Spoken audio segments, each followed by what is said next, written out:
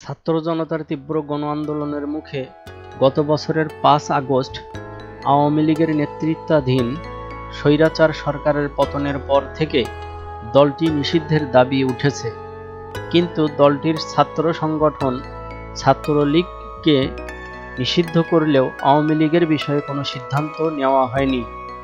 বরং আওয়ামী লীগ আগামী নির্বাচনে যাতে অংশ নিতে পারে সেজন্য বিভিন্ন মহল কাজ করছে বলে অভিযোগ শোনা যাচ্ছিল।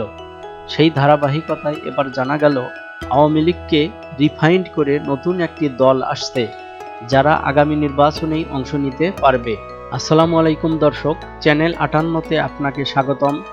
চ্যানেলটি সাবস্ক্রাইব করে আমাদের পাশে থাকার অনুরোধ করছি। ইতোমধ্যে যারা সাবস্ক্রাইব করেছেন তাদের অসংখ্য ধন্যবাদ।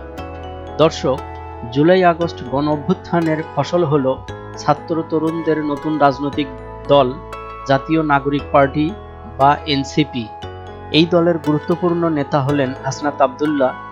দলটির দক্ষিণাঞ্চলের মুখ্য সংগঠক হিসাবে দায়িত্ব পালন করছেন তিনি। বুধবার সন্ধ্যায় ফেসবুকে দেয়া এক পোস্টে হাসনাত আবদুল্লাহ বলেছেন, এই নির্বাচনেই আওয়ামী লীগকে ফেরানোর পরিকল্পনা চলছে।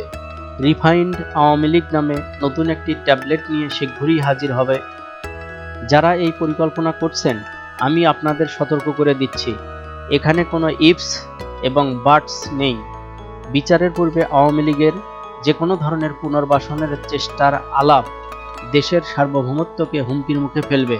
সুতরাং রিফাইন্ড আওয়ামী লীগের ট্যাবলেট নিয়ে হাজির হবেন না। আওয়ামী লীগের বিচার নিশ্চিত হওয়ার পূর্বে আর কোনো আলাপ নয়। Full stop. আল্লাহ হাফিজ।